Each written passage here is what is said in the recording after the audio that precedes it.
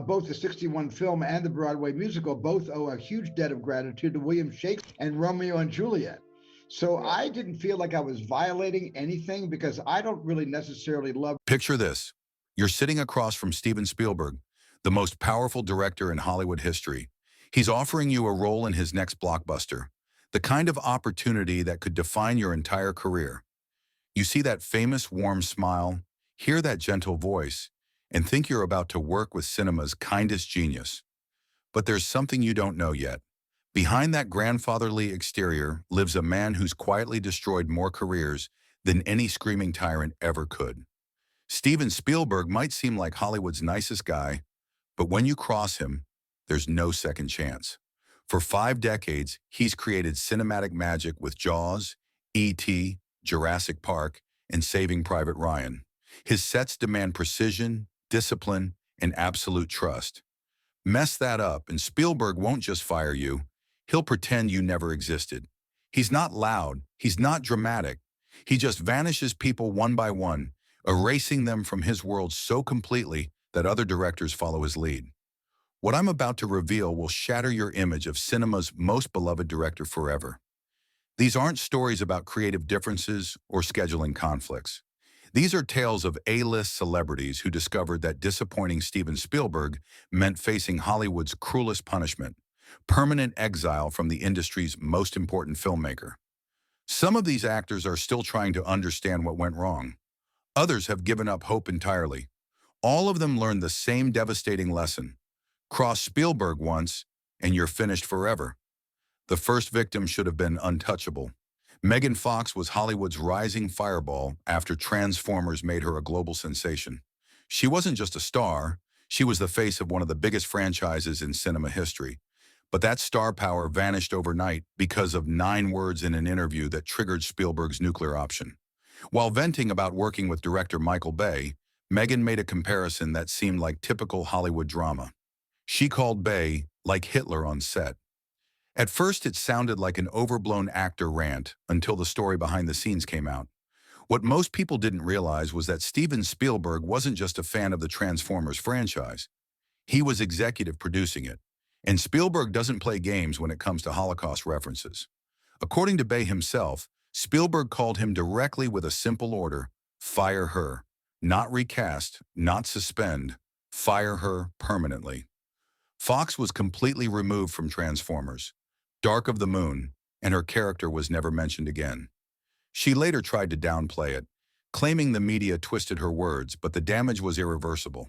Spielberg didn't comment publicly because he didn't have to. The way she was erased said everything. For a man known for loyalty and second chances, this was rare and devastating. It showed how serious Spielberg was about protecting not just his sets, but his values, even if it meant nuking a lead actor's career without warning.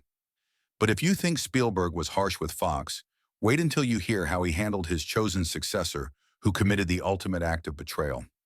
When Spielberg cast Shia LaBeouf in Indiana Jones and the Kingdom of the Crystal Skull, it wasn't just a paycheck, it was a passing of the torch. Shia was coming off the Transformers wave, and Spielberg was grooming him to be the next Harrison Ford. He got the screen time, the press tours, and the full Hollywood push. Then he committed career suicide in the most public way possible. Right after the film hit theaters, Shia did what no actor working under Spielberg had ever done before. He publicly trashed the movie and blamed its problems on the director. He told interviewers he wasn't happy with his own performance, then went further, hinting that Spielberg had become too safe and formulaic. That's the kind of thing you do not say about a man who basically shaped modern cinema. Spielberg was silent publicly, but behind the scenes, the relationship was already dead. According to multiple sources, Spielberg felt personally betrayed, not because of the criticism, but because Shia had praised the film during production, then completely flipped the moment press junkets rolled around.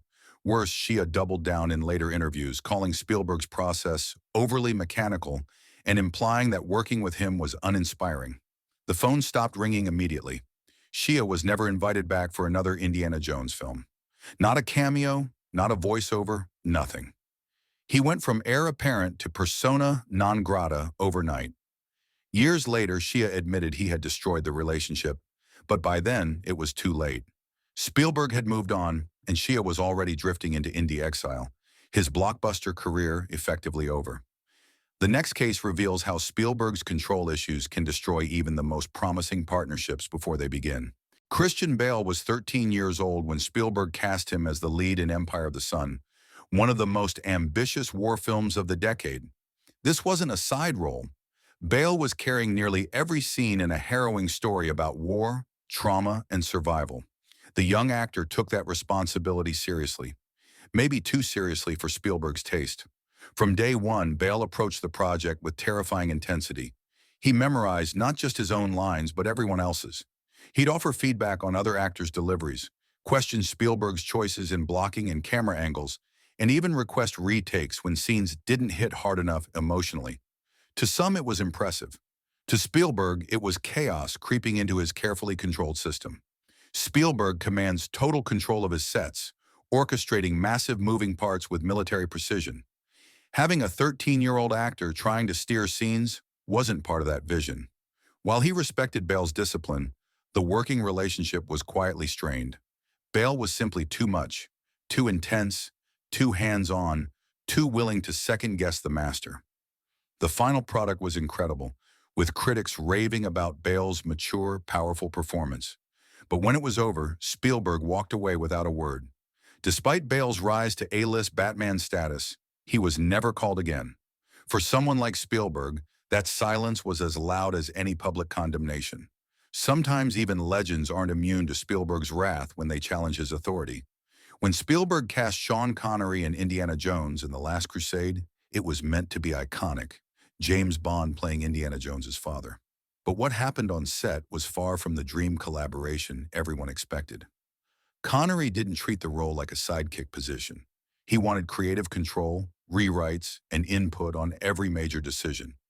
According to those on set, Connery challenged nearly every character choice, dissecting and restructuring lines, sometimes refusing them entirely. His reasoning was that the character needed more dignity and weight, but Spielberg had a clear vision for the father-son dynamic and wasn't interested in handing over control to anyone, even a legend. The tension was constant. Connery would push for alternate takes or request script adjustments minutes before rolling, turning Spielberg's usually tight ship into a constant negotiation. Despite the film's success and Connery's excellent performance, Spielberg had made up his mind.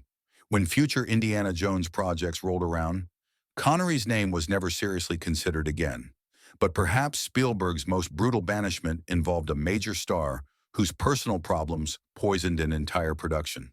On paper, Hook was perfect. Spielberg directing a star-studded Peter Pan story with Robin Williams and Julia Roberts as Tinkerbell. But the moment filming began, Roberts arrived emotionally wrecked from her imploded engagement to Kiefer Sutherland. Her attitude matched her personal chaos, and crew members quickly nicknamed her Tinker Hell. She was frequently late, isolated herself in her trailer, clashed with co-stars, and worst of all for Spielberg, ignored his direction. Production slowed, the energy turned toxic, and Spielberg's patience evaporated.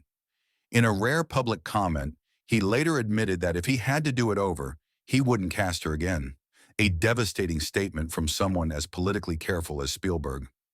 Roberts has mostly stayed silent about the experience, but Spielberg never cast her again despite her exploding star power. The door never reopened because trust, once broken, was irreparable in Spielberg's world. The final and most heartbreaking case involves Spielberg's original muse, whose slow betrayal led to the most complete erasure in Hollywood history. Richard Dreyfuss was Spielberg's guy in the 1970s, first in Jaws, then Close Encounters of the Third Kind. Their chemistry helped define a new era of Hollywood filmmaking, with Spielberg describing Dreyfuss as the perfect mix of charm, insecurity, and unpredictability. But after Always in 1989, something changed forever. Spielberg never cast Dreyfuss again, not in a single scene, no voice work, no cameos, nothing. The reason wasn't one explosive moment, but a slow build of tension. Dreyfuss constantly second-guessed Spielberg's direction, clashed with co-stars, and demanded rewrites on locked scenes. As Spielberg's power grew, his patience for friction from people he'd already given everything to disappeared entirely. What made Dreyfuss's exile so shocking was how sudden and complete it felt. There was no public fallout, just permanent disappearance from Spielberg's universe. When asked about each other in interviews, both men keep things politely distant, the kind of warmth that feels nostalgic, not active. These stories reveal the dark truth about Hollywood's most beloved director. Steven Spielberg builds worlds, careers, and legacies with unmatched precision. But the moment trust cracks, he walks away without a word. It's not cruelty, it's the same discipline he brings to every frame, applied ruthlessly to his relationships. The actors who lasted understood the unspoken rules. Show up, show respect, deliver everything. Everyone else got one shot with no retakes, discovering that disappointing cinema's nicest guy meant facing its most permanent punishment.